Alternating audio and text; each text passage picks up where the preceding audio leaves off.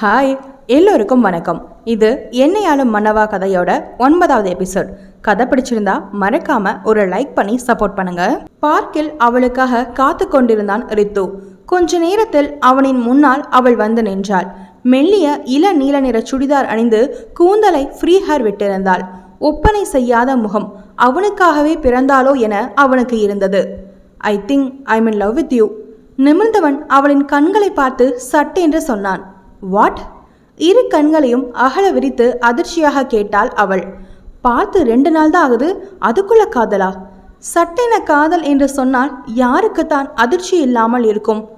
நேத்திலிருந்து இது லவ்வான டவுட்டாக இருந்துச்சு. இன்னைக்கு உன்னை பார்த்ததும் கன்ஃபார்ம் ஆயிடுச்சு. I love you. வெகு சாதாரணமாக சொல்பவனை அதிர்ச்சி மாறாத பார்வையுடன் பார்த்து கொண்டிருந்தாள் அவள். நீங்களும் என்னை லவ் பண்ணணும்னு எந்த அவசியமும் இல்லை, ஃப்ரீயாக விடுங்க. எனக்கு சொல்லணும்னு தோணுச்சு, சொல்லிட்டேன். இப்போ சொல்லுங்க, என்கிட்ட என்ன பேசணும்னு வர சொன்னீங்க? அவன் பாட்டுக்கு பேசிக்கொண்டே போனான். அவன் கடைசி கேள்வியில் நிதானத்துக்கு வந்தவள் அதிர்ச்சியிலிருந்து தன் மனதை சமாதானப்படுத்தி கொண்டாள். ஹாய், இவள்தான் நீ சொன்னவரா? இருசக்கர வண்டியின் சாவியை கையில் சுழற்றி கொண்டே ஒரு ஆடவன் அவள் அருகில் வந்து நின்றான். ஆமா, இது என்னோட ஹஸ்பண்ட் ஜோசப். அவள் ரித்துவை பார்த்து சொல்ல அவனுக்கு தூக்கி வாரி போட்டது. எம்மா! முணுமுணுத்து கொண்டு இதயத்தை கெட்டியாக பிடித்து கொண்டான். யாரோ இதயத்தில் குண்டை போட்டது போன்று இருந்தது அவனுக்கு. ஜோசப், இவர் ரித்விக் குமார். அவள் வந்தவனிடம் அறிமுகம் செய்ய அவன் இவனை பார்த்து புன்னகைக்க, ரித்து, என்னங்கடா நடக்குது இங்க என்பதை போல இருவரையும் ஒரு லுக்கு விட்டான். என்ன சார் இப்படி பார்க்குறீங்க? எதுவும் புரியாமல் கேட்டான் ஜோசப். சார் இப்பதான் எனக்கு ப்ரொப்போஸ் பண்ணாரா? கல்யாணம் ஆச்சுன்னு தெரிஞ்சதும் ஷாக் ஆயிட்டாரு. அவள் சிரித்து கொண்டே சொல்ல ஜோசப் அவனை முறைத்து பார்த்தான். ஐயோ, முறைக்கிறானே. டேய் சமாளிடா ரித்து, தனக்குத்தானே பேசிக்கொண்டான். ஐயோ, உறக்க சிரித்தான் ரித்து. நான் சும்மா ஃப்ராங்க் பண்ணேங்க, விளையாடி பார்த்தேன். ஆக்சுவலி எனக்கும் ஒரு கேர்ள் ஃப்ரெண்ட் இருக்கு. அவன் சிரித்து கொண்டே சொல்ல அவர்கள் இருவரும் அவனை நம்பாத பார்வை பார்த்தனர். உங்களை பார்த்தா என்னை நம்பலன்னு தெரியுது, பட் நான் பொய் பேசவே மாட்டேன். அவன் பெருமிதமாக சொல்லும் நேரம் சினுங்கியது அவன் கைபேசி. எடுத்து பார்த்தான். திரையில் சாந்தவி டார்லிங் என்று மிளிர்ந்தது. டைமிங் சொல்லிவிட்டு அவர்களுக்கு கைபேசியின் திரையை காட்டினான். இப்ப நம்புறீங்களா என்று கேட்டுவிட்டு அவர்களிடமிருந்து தள்ளி சென்று அழைப்பை உயிர்ப்பித்தான். என்னடா சொல்லிட்டியா? அவ இல்லைன்னு சொல்லியிருப்பாளே, பல்பு வாங்கியிருப்பியே, இப்ப முகத்தை தொங்க போட்டுட்டு இருப்பியே. அவள் சொல்லி கொண்டே போக அவன் சுற்றும் முற்றும் பார்த்தான். எங்கேயாச்சும் ஆள் செட் பண்ணி என்னை வாட்ச் பண்றாளா என்று முணுமுணுத்து கொண்டான். என்னடா பேசாம இருக்க? கடுப்புல இருக்கேன், போனை வச்சிரு. அவன் சொல்ல அவள் கலகலவென சிரித்தாள். என்னடா புட்டுக்கிச்சா? சிரித்து கொண்டே கேட்டாள். ஏதோ சொல்லிட போறேன், போனை வேடி, வந்து பேசுறேன் சொல்லிவிட்டு அழைப்பை துண்டித்தான். பெருமூச்சொன்றை இழுத்து விட்டான். ரித்து கண்ணா, அழக்கூடாது. உனக்காக எத்தனையோ பேர் காத்துட்டு இருப்பாங்க. இவையெல்லாம் ஒரு ஆளா? நோனோ, அழக்கூடாது. தன்னைத்தானே தேற்றிக்கொண்டு கண்களில் வராத கண்ணீரை துடைத்து விட்டான். பின் அவர்களிடம் திரும்பி வந்து சிநேகமாக புன்னகைத்தான். பேசலாமா? தேவிகாவை பார்த்து கேட்க அவளும் தலையசைத்தாள். மூவரும் அமர்ந்து பேசத் தொடங்கினர். சொல்லுங்க, என்னால என்ன காரியம் ஆகணும்? தேவிகாவை பார்த்து நேரடியாக கேட்டான் ரித்து. அவளுக்குத்தான் அவன் கேள்வி ஒரு மாதிரியாக இருந்தது. எப்படி சார்? ஜோசப் அவனை ஆச்சரியமாக பார்த்து கேட்டான். அவர்கள் அவனின் உதவியை நாடித்தான் வந்திருக்கிறார்கள் என்று எப்படி அவனுக்கு தெரியும் என்ற அதிர்ச்சி அது. சிம்பிள், ரிப்போர்ட்டர் மூல. அவன் கைகளை மார்புக்கு குறுக்காக கட்டிக்கொண்டு சொன்னான். ஓகே சார், நான் நேரடியாகவே சொல்கிறேன். மாளவிகா கேஸில் உண்மையை வெளியில் கொண்டு வர உங்கள் உதவி தேவை சார். உங்களுக்கும் மாளவிகாக்கும் என்ன சம்பந்தம்? சந்தேகமாய் பார்த்து கேட்டான் ரித்து. சம்பந்தம்னு எதுவும் இல்லை சார், ஒரு ரிப்போர்ட்டரா இதை செய்யணும்னு நினைக்கிறேன். அவள் தட்டு தடுமாறி சொன்னாள். லுக் தேவிகா, ஒரு ரிப்போர்ட்டரா நீங்க யோசிச்சிருந்தீங்கன்னா என்கிட்ட ஹெல்ப் கேட்டிருக்க மாட்டீங்க, வேலையில இறங்கியிருப்பீங்க. அது மட்டும் இல்லாம நான் உங்களுக்கு போட்டி, ஸோ ஹெல்ப் கேட்க மாட்டீங்க. எனக்கு முதல்ல உண்மையை கண்டுபிடிக்கணும்னு நினைப்பீங்க. பட் எனக்கு என்ன தோணுதுன்னா, உங்களுக்கு எந்த வழியா இருந்தாலும் யாரா இருந்தாலும் உண்மையை ப்ரூஃப் பண்ணணும். எங்கேயோ இடிக்குதில்ல? ஒற்றை புருவத்தை உயர்த்தி அவளை பார்த்தான். இருவரும் அவனை வியப்பாக பார்த்து கொண்டிருந்தனர். எப்படி எல்லாவற்றையும் சரியாக யோசிக்கிறான் என்று. ரொம்ப யோசிக்காதீங்க, சொன்னேனே, ரிப்போர்ட்டர் மூல. எல்லா பக்கத்திலையும் யோசிக்கணும். கூலாக சொன்னவன் அவளை சொல் என்பது போல பார்த்தான். நீங்க சொல்றது சரிதான். அவ என்னோட ஃப்ரெண்டு. அவளுக்கு நியாயம் கிடைக்கணும். எனக்கு கண்டிப்பா தெரியும் ரோஹித் தான் இதை பண்ணது. அவனை சும்மா விடக்கூடாது. கலங்கிய கண்களுடன் சொன்னாள். ஆல்ரைட், உங்களுக்கு எப்படி தெரியும் அவன்தான்னு? கேள்வியாய் அவளை பார்த்து கேட்டான். சார், நீங்க போலீஸா இருந்திருக்கலாம், இப்படி கேள்வி கேட்குறீங்க? அருகில் இருந்த ஜோசப் அவனை பார்த்து சொன்னான். சிஐடி ரத்தம் இருக்கத்தானே செய்யும். அவனை பார்த்து அவன் சொல்ல மீண்டும் அவனை அதிர்ச்சியாகி பார்த்தான். சார், நீங்க சிஐடியா? வாயை பிளந்து கேட்டான் அவன். என்ன தேவிகா, எப்படியும் என்னை பற்றி டீடைல்ஸ் கலெக்ட் பண்ணியிருப்பீங்க, சொல்லலையா உங்க ஹஸ்பண்ட் கிட்ட? அவன் கிண்டலாக சொல்ல அவனை அதிர்ந்து பார்த்தாள். எல்லாவற்றையும் சரியாகவே கணிக்கிறான். ஜோசப், அவர் சிஐடியில் தான் இருந்தாரு, இப்போ இல்லை. அவள் சொல்ல அவளை ஏன் என்பது போல பார்த்தான் ஜோசப். நான் உசுரை கொடுத்து கண்டுபிடிக்கிற கேஸ் எல்லாம் வீணா போன இந்த அரசியல்வாதிகளால் ஒன்றும் இல்லாமல் போயிடுது. அதுதான் நான் மக்களை சூஸ் பண்ணேன். அவங்கக்கிட்ட உண்மையை கொண்டு போகணும். அதுக்காகத்தான் மீடியா. உங்கள் கேள்விக்கு பதில் கிடைச்சிருச்சுல, இப்போ தேவிகா நீங்கள் பதில் சொல்லுங்க. அவளிடம் திரும்பி கேட்டான் ரித்து. அது மாளவிகாவும் ஒரு ரிப்போர்ட்டர். ரோஹித் இதுக்கு முன்னாடி 2 பொண்ணுங்களை இதே மாதிரி பண்ணியிருக்கான். அதுக்கான ஆதாரம் சிக்கியிருக்குன்னு என்கிட்ட சொன்னான். அதுக்கு அவள் ஏதோ சொல்ல வர அவன் கையை நீட்டி தடுத்தான். அந்த ஆதாரத்தை வச்சு ஓ ஃப்ரெண்டு அவனை மிரட்டியிருக்கா, ஆம் ஐ கரெக்ட்? அவன் கேட்க அவள் தலையை குனிந்து கொண்டாள். அவன் சொல்வதும் அத்தனையும் உண்மை. அவள் வேண்டாம் வேண்டாம் என சொல்ல சொல்ல மாளவிகா பணத்திற்காக செய்தாள். அவளிடம் இதற்காக அவள் பேசக்கூட இல்லை. ஆனால் இப்படியாகும் என சிந்திக்கவே இல்லை. உங்களுக்கு எப்படி தெரியும்? மெதுவாக கேட்டாள் அவள், தலையை குனிந்து கொண்டே. அவ காணாம போன இடத்துல ஒரு சிசிடிவி கேமரா ஃபுட்டேஜ் போலீஸ் எடுத்திருக்காங்க. என்னோட ஒரு ஆள் மூலமா அதை பார்த்தேன். அதுல அவளும் ரோஹித்தும் ஆர்கியூ பண்ணிட்டு இருந்தாங்க. அவளும் கோபமா பேசினா. ஸோ 2 பேரும் லவ் பண்ணியிருக்கணும். பட் இல்லை, இப்போ நீ சொன்னதை வச்சு பார்த்தா அவன் மிரட்டி இருக்கான்னு புரியுது. அவன் கோர்வையாக சொன்னான். எல்லா பக்கமும் யோசித்து சரியான தீர்வுக்குத்தான் வருகிறான். சார், அப்போ அந்த ஃபுட்டேஜை வச்சு அவனை மாட்ட வைக்கலாம்ல? ஜோசப் ஆர்வமாக சொன்னான். அதில் தெளிவாக முகம் தெரியல. அதை விட அந்த ஃபுட்டேஜை போலீஸ் வச்சுருப்பாங்கன்னு நிச்சயம் இல்லை. அண்ட் நம்ம மக்கள்கிட்ட கொண்டு போகணும்னா பர்ஃபெக்டாக ப்ரூஃப் வேணும். அதை விட அந்த ப்ரூஃப் அவங்க எமோஷன்ஸை தூண்டி விடணும். அப்போ தான் நாம் நினைக்கிற ரெஸ்பான்ஸ் கிடைக்கும். அவன் தீவிரமாக சொல்ல இருவரும் அதை ஆமோதித்தனர். இப்போ என்ன பண்ணலாம்? அவள் யோசனையாக கேட்டாள். பார்க்கலாம், ஏதாவது கிடைக்கலாம், தேடிட்டு தான் இருக்கேன். உன் ஃப்ரெண்டு ஆதாரத்தை எங்கே வச்சுருந்தா? இப்போ இருக்கான்னு தெரியுமா? இல்லை, அவள் சொல்லலை. சொன்னா நான் எடுத்துருவேன்னு தெரியும். அவள் வருத்தத்துடன் சொன்னாள். உன் ஃப்ரெண்டு பண்ண வேலைக்கு சரியான தண்டனை தான். ஏற்கனவே ஆதாரம் இருந்தும் அவனை பிடிச்சு கொடுக்காம பணத்துக்காக பேசாமல் இருந்தால, அவளுக்கு தேவைதான். இதை இப்படியே விட்டுருவேன். ஆனால் என்ன பண்ண, அவனை பிடிக்கணும். அவன் சொல்ல அவன் முகத்தையே கூர்ந்து பார்த்தாள். அப்படி ஒரு கோபம். சரி, பார்க்கலாம். அவன் சொல்லிவிட்டு வேறு எதுவும் பேசாமல் எழுந்து சென்றான். இருவரும் மாறி மாறி ஒருவரின் முகத்தை பார்த்து கொண்டிருந்தனர். ரித்துவிற்கு அன்று முழுவதும் மனதுள் நிரடலாகவே இருந்தது. இந்த கேஸ்ல ஏதோ ஒன்று மிஸ் பண்றேன். அவன் யோசித்து கொண்டே இருக்க நேரம் போனதே தெரியவில்லை. மாலையானதும் வீட்டுக்கு சென்றவன் தேடியது சாந்தவியைத்தான். அவள் வழக்கம் போல சமையல் அறைக்குள் இருந்தாள். என்ன டார்லிங் பண்ற? அவன் அவளின் தலையில் தட்டி கேட்க முறைத்துவிட்டு திரும்பிவிட்டாள். என்னடி முறைக்கிற? அவன் மீண்டும் தலையில் தட்ட அவள் திரும்பாமல் வேலையை செய்து கொண்டிருந்தாள். ஓ, மேடம் அப்போ திட்டினதுக்கு கோபமா இருக்கீங்களா? அவன் கேட்க அதே நேரம் வாசலில் மித்ரனின் கார் வந்து நின்றது. இருவரும் ஒன்றாக திரும்பி பார்க்க அவனுடன் சேர்ந்து தர்ஷினியும் இறங்கி வந்தாள். ரைட்டு, உன் புருஷன் என்னமோ பிளான் பண்ணிட்டான். அவள் காதுகளுக்குள் முணுமுணுத்தான் ரித்து. ஏண்டா இப்ப இவ்வளவு கூட்டிட்டு வராரு? அவள் அவனிடம் மெதுவாக கேட்டாள். தெரியலையேம்மா. அவன் கமலஹாசன் போல் சொல்ல அவனை கொட்டிவிட்டு உள்ளே வரும் இருவரையும் பார்த்தாள். தர்ஷினி பெரிய பைகள் 2 இழுத்து கொண்டு வர இருவருக்கும் சரியாக படவில்லை. அவர்கள் இருவரும் ரித்துவையும் சாந்தவையும் பார்த்தும் பாராதவர்கள் போல் மேல் அறைக்கு சென்றனர். தர்ஷினி தங்கள் அறைக்குள் செல்வதை தடுக்க இயலாதவளாய் போகும் அவளையே இயலாமையுடன் பார்த்து கொண்டிருந்தாள் சாந்தவி. அவனவன் 1 வச்சுக்கவே பாடுபடுறான். உன் புருஷனுக்கு 2 கேக்குதாடி? அவன் கேலியாக சொல்ல அவனை பார்த்து புன்னகைத்தவள் வேலையை தொடங்கினாள். அவளின் புன்னகையின் அர்த்தம் அவனுக்கு புரியாமல் இல்லை. டால்ஸ், உன் புருஷன் வெறுப்பேத்த தான் பண்றான்னு புரியுதில்ல, அப்புறம் ஏன் நீ யோசிக்கிற? ஃப்ரீயா விடு. அவளின் கூந்தலை கையால் கரைத்து கொண்டே சொன்னான். எதுக்காக பண்ணாலும் தன்னோட புருஷனோட வேற ஒருத்தி ரூம்குள்ள போறத எந்த பொண்டாட்டியாலையும் தாங்கிக்க முடியாதுடா. அவள் சிரித்து கொண்டே சொன்னாள், ஆனால் மனம் முழுக்க வலியுடன். உன் காதல் மேல நம்பிக்கை வை, கண்டிப்பா உன்கிட்ட வரும்.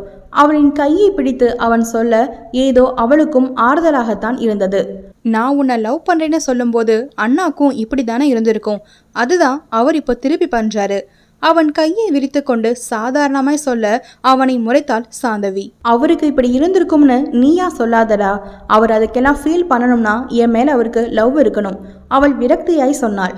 அட, அதுதான் அவருக்கு லவ் இருக்குன்னு நேத்தே ப்ரூஃப் பண்ணிட்டேனே, வேணும்னா இன்னொரு தடவை ப்ரூஃப் பண்ணட்டுமா? அவன் கேட்டுக்கொண்டே அவள் கையை எடுத்து அடுப்பின் அருகே கொண்டு போக அவள் பதறி கையை பறித்து கொண்டாள். இல்லை என்றால் கண்டிப்பாக சூடு வைத்திருப்பான். ஏண்டா, நீ ப்ரூஃப் பண்ணி முடிக்கிறதுக்குள்ள என் உடம்பு முழுசும் தீக்காயம்தான் இருக்கும் போல என்று சொல்லிக்கொண்டே அவனை அடித்தாள். அடிக்காதடி, வலிக்குது. அவன் கத்திக்கொண்டே ஓட அவளும் துரத்தி கொண்டே ஓடினாள். அவள் வீட்டுக்குள் சுற்றி சுற்றி ஓட இவள் துரத்தி கொண்டே பின்னால் ஓடினாள். ஓடியவன் சட்டென்று ஏதோ ஒரு தூணில் மோதி நின்றான். அம்மா! அவன் கத்திக்கொண்டு விலகத்தான் தெரிந்தது. அது தூணில்லை, 6 அடி மனிதன், அதுவும் அவன் அண்ணன் என்று. அவனை துரத்தி கொண்டு வந்தவளும் அவனை கண்டு சடன் பிரேக் போட்டு நின்று விட்டாள். ஐயோ, உன் புருஷன் இன்னைக்கு காதை அவுட் ஆக்காம விடமாட்டாண்டி. அவளுக்கு கேட்குமாறு மட்டும் ரித்து முணுமுணுக்க ஓங்கி அவன் காலிலேயே மிதித்தாள் அவள். ஆஹா! அவன் கத்திக்கொண்டே காலை தூக்கி தடவ அவனை பார்த்து உதட்டுக்குள் சிரித்து கொண்டாள் சாந்தவி. உண்மையாக அவன் பண்ணிய சேட்டையில் கவலைகள் எல்லாம் எங்கு போனது என்றே தெரியவில்லை அவளுக்கு. ஆனால் இவர்கள் இருவரையும் முறைத்து பார்த்து கொண்டிருந்தான் மித்ரன். நிஷா! அவன் கத்த இருவரும் அமைதியாகி தலையை குனிந்து கொண்டனர். அறையிலிருந்த நிஷா அவன் அழைப்பில் என்னவோ ஏதோ என்று பதறி ஓடி வந்தாள்.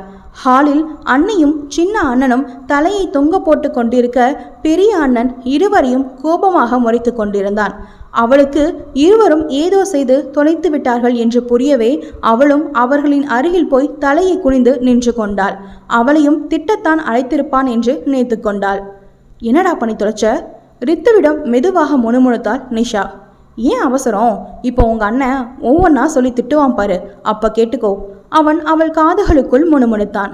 3 பேரும் எதுக்கு இப்ப தலையை தொங்க போட்டுட்டு இருக்கீங்க? நிமிர்ந்து பாருங்க. அவன் அதட்டலில் சட்டென ஒரே நேரத்தில் மூவரும் நிமிர்ந்தனர். அதே நேரம் தர்ஷினியும் மேலே இருந்து இறங்கி வந்தாள். மூவரின் முகமும் வெவ்வேறு உணர்ச்சியை காட்டியது. சவியின் முகம் கவலையில் வாட, ரித்துவின் முகம் சலிப்பை காட்ட, நிஷாவின் முகம் கோபத்தில் சிவந்தது. இப்போதுதான் தர்ஷினியை அவள் பார்க்கிறாள். இனி தர்ஷினி இங்கதான் இருப்பா. முக்கியமான ப்ராஜெக்ட் ஒன்றில் சேர்ந்து ஒர்க் பண்ணுறோம். ஸோ இவ வீட்டில் இருந்தால் டே அண்ட் நைட் ஒர்க் பண்ண எனக்கு ஹெல்ப்பாக இருக்கும். அதுவும் என் ரூமில் தான் இருப்பா. யாரும் எதுவும் சொல்லக்கூடாது. சவியை ஏளனமாக பார்த்து சொன்னான் மித்ரன். அவன் சொன்னதில் தர்ஷினியின் முகத்தில் ஏளன சிரிப்பு தெரிந்தது. ரொம்ப நல்லதண்ணா, அப்ப சவி என் ரூம்ல இருக்கட்டும். ரித்து சந்தோஷத்துடன் சொல்ல நிசாவும் சாந்தவியும் உடனே அவனை திரும்பி பார்த்தனர். அவனோ எதையும் சட்டை செய்யாது தன் அண்ணனையே பார்த்து கொண்டிருந்தான். இல்லை, அவனின் முகத்தில் தோன்றிய கடுகடுப்பை பார்த்து கொண்டிருந்தான். ஏன் இங்க ஓ ரூம் மட்டும்தான் இருக்கா? எரிச்சலுடன் கேட்டான் மித்ரன். ஓகே அண்ணா, அப்ப நானும் அவ போற ரூம்கே ஷிஃப்ட் ஆயிக்கிறேன். அவன் சொல்ல அவனை முறைத்தான் மித்ரன். ஒன்னும் வேணாம், அவ என் பக்கத்து ரூம்ல இருக்கட்டும். சவியை பார்த்து கொண்டே சொன்னான் மித்ரன். அவள் முகத்தில் மெலிதாய் ஒரு புன்னகை. அவளின் முகத்தை அவனால் பார்க்க முடியவில்லை. ஏனோ உள்ளுக்குள் வலித்தது அவனுக்கு. ஐயோ அண்ணா, அவளுக்கு தனியா இருக்க பயம், பதறிக்கொண்டு சொன்னான் ரித்து. அப்ப நிஷா கூட இருக்கட்டும். அவன் மார்புக்கு குறுக்காக கையை கட்டி கொண்டு சொன்னான். இது எந்த ஒரு நியாயம் அண்ணா? நீ உன் லவர் கூட இருக்கலாம், நான் என் லவர் கூட இருக்கக்கூடாதா? அவன் அவனை பார்த்து கேட்க ரித்துவின் சட்டை காலரை பிடித்து அவனை தீப்பார்வை பார்த்தான். ரித்து, அவ என் பொண்டாட்டி. அவன் அவனை பார்த்து நிதானமாகவும் அழுத்தமாகவும் சொன்னான். தன் அண்ணனின் கையை சிரித்து கொண்டே விலக்கிவிட்டான் அவன். அதைத்தான் அண்ணா நானும் சொல்றேன். அவ ஓன் பொண்டாட்டி. அவளை ஓ ரூம்ல இருந்து விரட்டி விட்டுட்டு எவ்வளோ ஒருத்தைய கூட்டிட்டு வந்து வச்சிருப்பியா? அவன் கேட்க பதில் பேச முடியாமல் நின்றான் மித்ரன். எங்க ரித்துவா கொக்கா? நான் எவ்வளோ ஒருத்தியா? கொதித்து கொண்டு வந்தாள் தர்ஷினி. You shut up. இது எங்க குடும்ப விஷயம், நீ தள்ளி நெல்லு. எங்க அண்ணாட்ட மாதிரி உன்கிட்ட பேசிட்டு இருக்க மாட்டேன், என் கைதான் பேசும். அவன் அவளிடம் விரலை காட்டி எச்சரித்தான். ரித்து, மரியாதையா பேசு. மித்ரன் கத்தினான். ஓகே அண்ணா, மரியாதையா பேசுறேன், எனக்கு ஒன்றும் பிரச்சனை இல்லை. அவ இங்க இருக்கிறதுல சவி கழுத்துல தொங்குற தாலியை கழட்டி அவ கழுத்துல கட்டிட்டு தாராளமா உன் ரூம்ல போய் வச்சுக்கோ, ரொம்ப மரியாதையா இருக்கும். அவன் சாதாரணமாக சொன்னான். ரித்து, அவனின் கையை பிடித்து கெஞ்சினாள் சாந்தவி. கண்களின் ஓரம் கண்ணீர் எட்டி பார்த்து கொண்டிருந்தது. நீ ஒன்றும் கவலைப்படாத டார்லிங், தாலியை கழட்டி கொடுத்துரு, நாம கல்யாணம் பண்ணிக்கலாம். அவன் அவளை பார்த்து சொல்ல அவனை பார்த்து வேண்டாம் என கெஞ்சினாள். இந்தானா, கலட்டி தர்ஷி கழுத்துல கட்டு. சாந்தவியை பிடித்து அவனிடம் தள்ளிவிட்டான். அவன் தள்ளி விட்டதில் நிலை தடுமாறி விழப்போனவளை தாங்கி பிடித்தது மித்ரனின் வலிய கரங்கள்.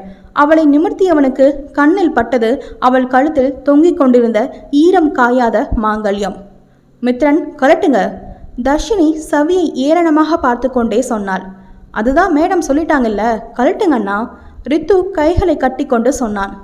டேய், என்னடா பண்ற? அவனின் கையை கிள்ளினான் நிஷா. அவன் எதற்கும் அசைந்த பாடில்லை.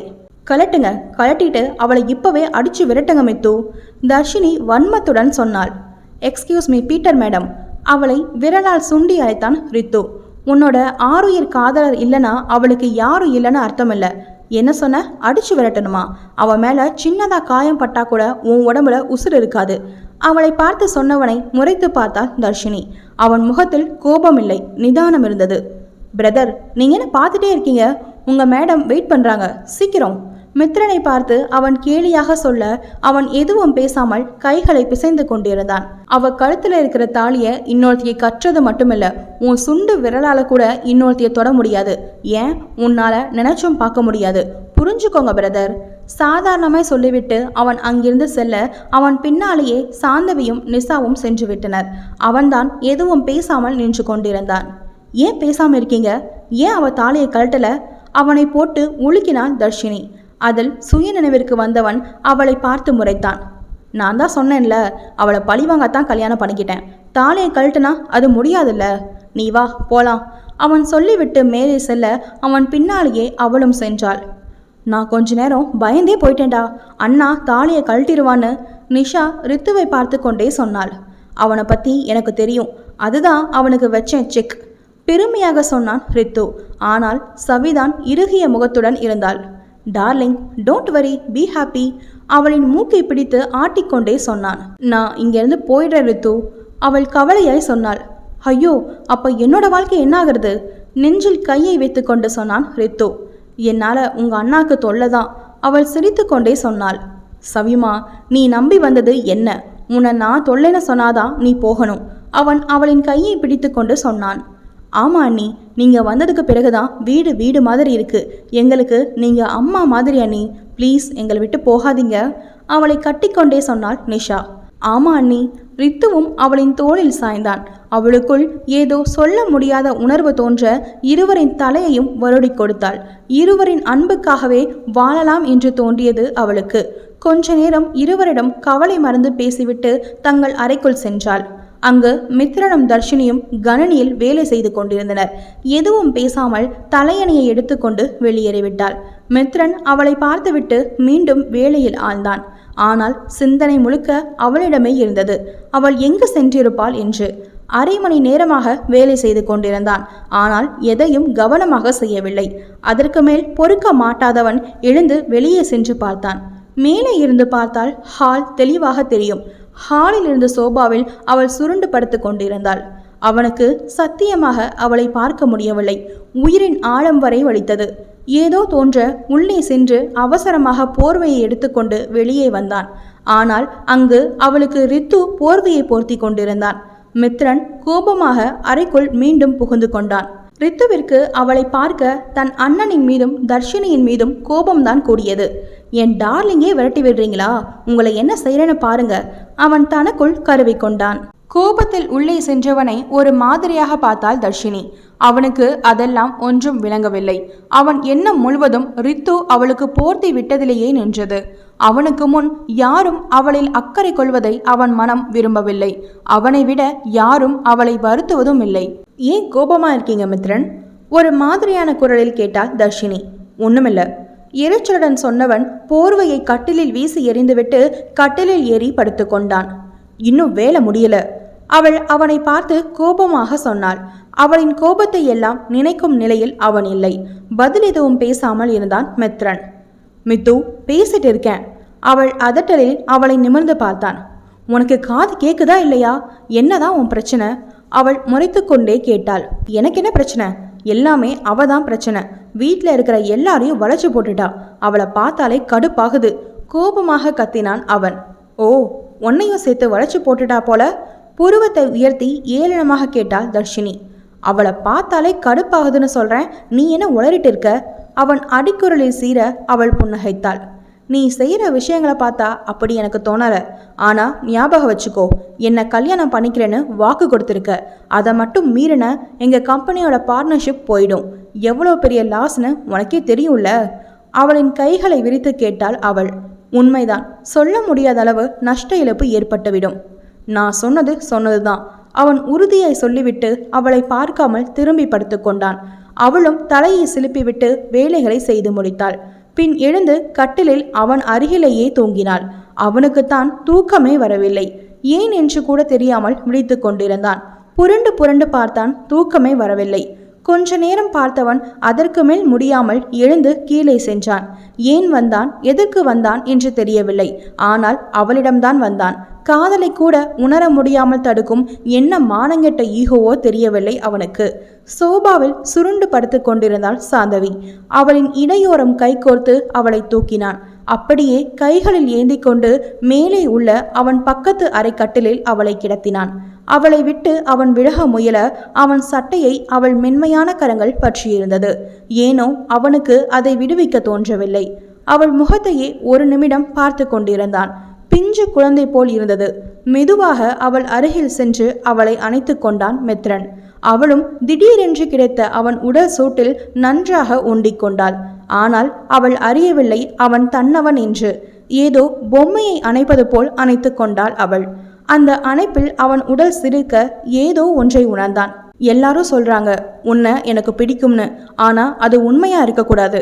எனக்கு உன்னை பிடிக்கக்கூடாது. அவன் புலம்பிக் கொண்டே அவளை இறுக்கமாக அணைத்து கொண்டான்.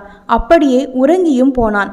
தூங்குபவர்களை எழுப்பலாம், தூங்குவது போல் நடிப்பவர்களை எழுப்ப முடியாதல்லவா?